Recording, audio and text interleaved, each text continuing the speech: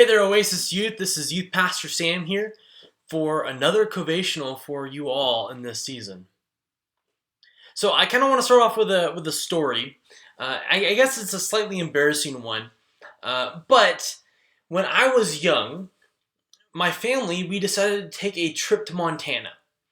We decided to take a trip to Montana because in some auction of sorts, my parents were able to pitch in with some other members of our family and friends to rent out a log cabin in Montana.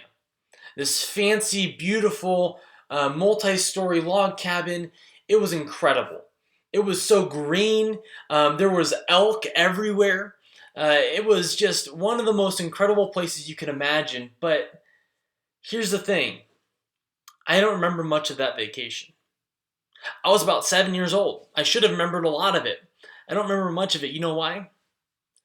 Because the entire time I was obsessed with this new card game that my parents had indulged me to enjoy called Yu-Gi-Oh! I was super into Yu-Gi-Oh! Cards back in the day when I was about 7 years old. And so, of course, as a kid, you get all these cards and they're so cool. They look awesome. They're just like the TV show. And I would spend all the time in the room looking over these cards. And it actually got so bad that my parents, being good parents, they actually took them away from me. And I think they threw them away and never bought me any cards again. But sadly, much of that vacation is lost on me because I was obsessing over these pseudo treasures, these fake treasures that would not last forever. Missing out on the glorious vacation that was right before us the whole time. Right? I think in this season of Christmas, one of the tendencies is to think on the items that we have, to think about the items that we might get. And in fact, I have some statistics for you to share about American culture and the items and materials that we possess. Here's some interesting stuff that I found while kind of researching this Covational. So here's one of them that you may not know. Did you know that there are 300,000 items in the average American home? 300,000 items in the average American home. This is a stat cited by the professional organizer Regina Lark. I don't know who that is, but it was very convincing. It's on LA Times. You can find it yourself. How about this one? That 1 out of every 10 Americans rent an off-site storage. In fact, off-site storage is one of the largest growing commercial property companies in this world. It's if you're looking to start a company, start a storage business. Buying real estate goes to storage because we have a lot of stuff. Or how about this one? And some of you guys might be able to relate with this, but you guys are older than this age bracket. The average 10-year-old owns 238 toys, but plays with just 10 daily.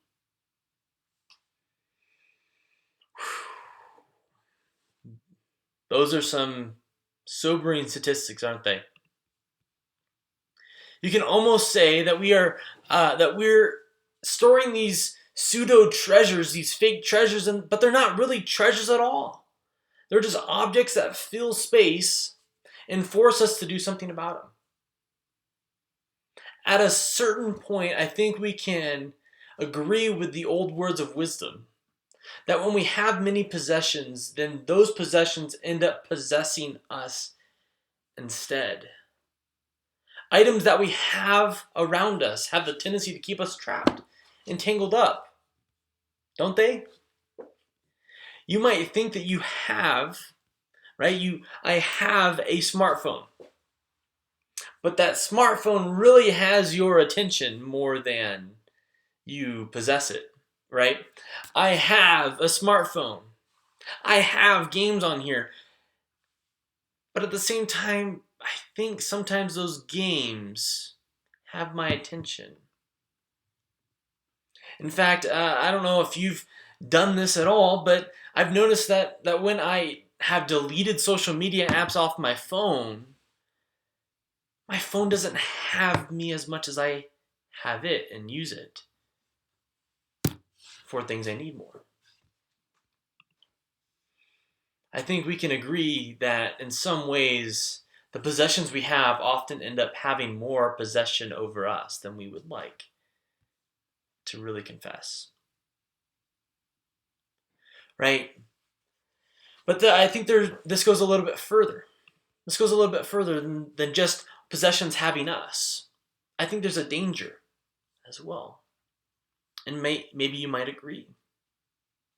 I think that when we allow our possessions to possess us, when we allow the things that we have to have us and have our attention, there's a danger.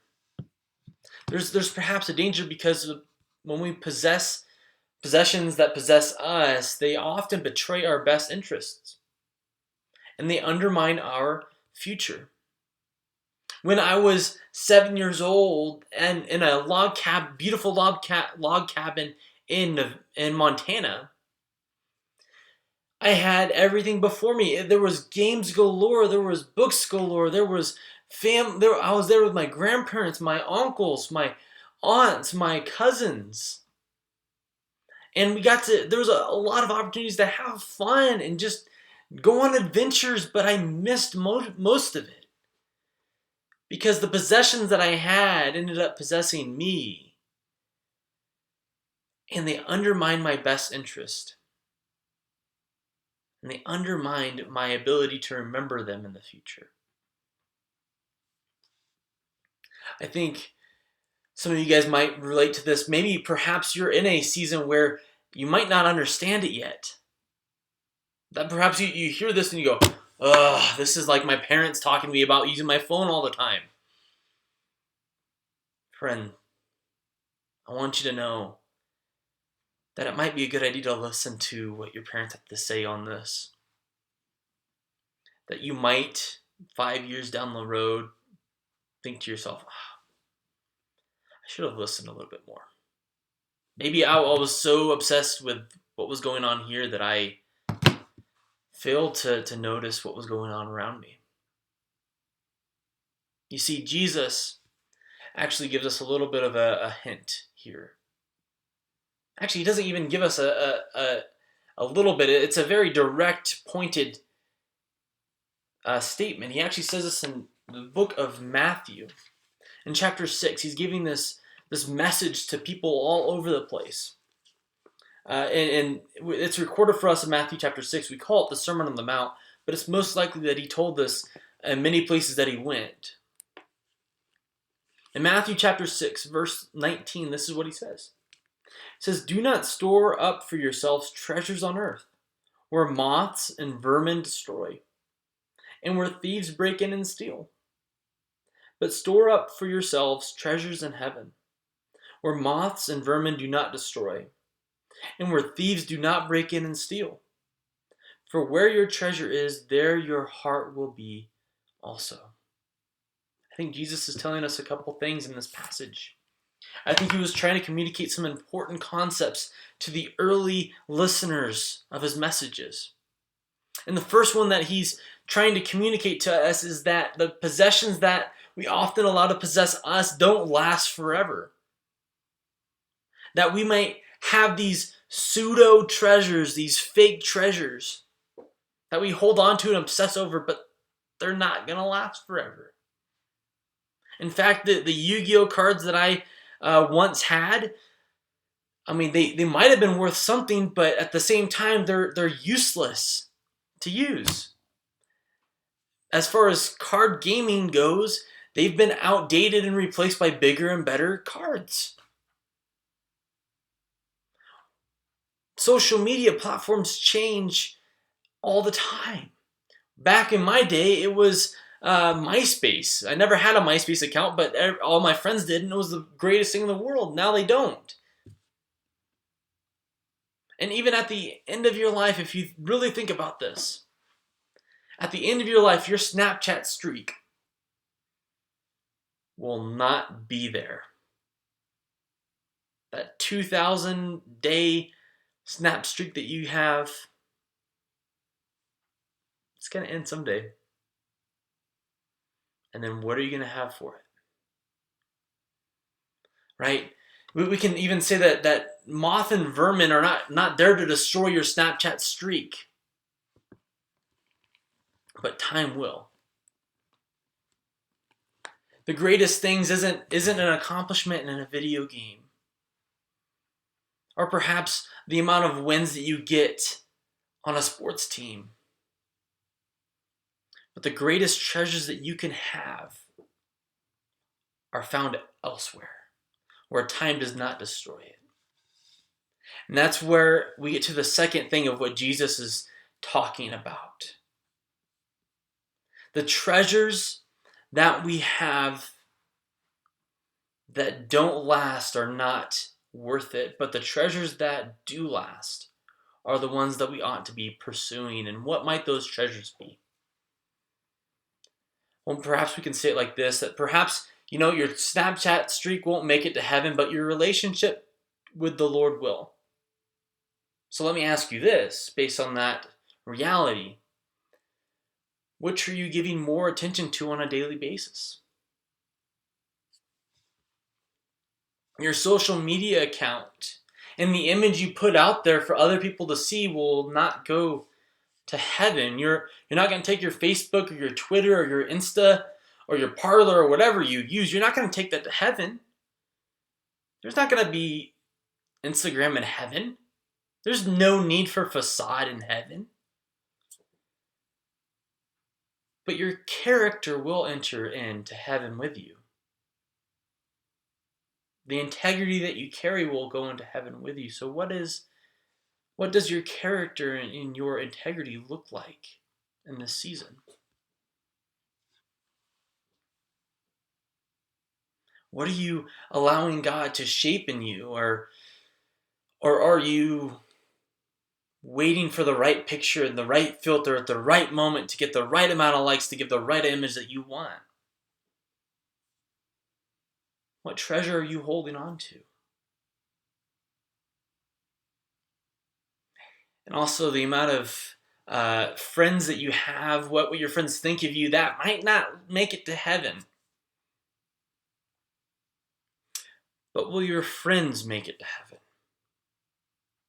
Will the people that you know about and love and cherish, do they know Jesus? Will they make it to heaven? Do they know the Lord?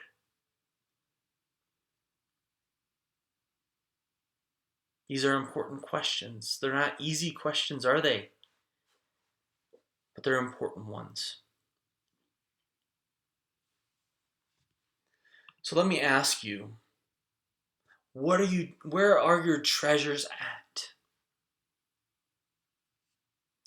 Because when we fail to treasure that which is eternal, right? Our souls, our relationships with the Lord, our character and our integrity of our hearts, when we fail to treasure that which is eternal, we will inevitably hold to something that will not last, and that will absolutely let us down.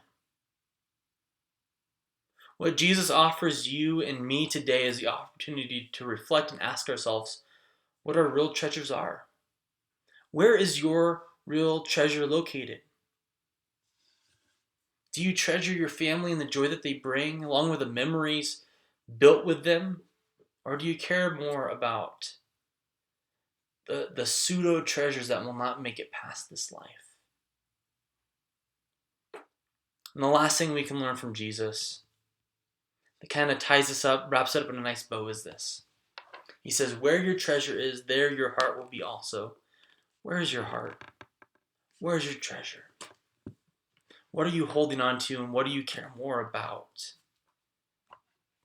What's going on in this life or in the life to come? So I pray that all of us in this time, in this season, we would begin to treasure Jesus more. That we would see the treasures that he has before us as more important and more valuable than what we leave behind. Hope you guys receive this well, that you learn from it and grow in it. Follow Jesus more in this time. Love you guys. Hope to see you hopefully soon.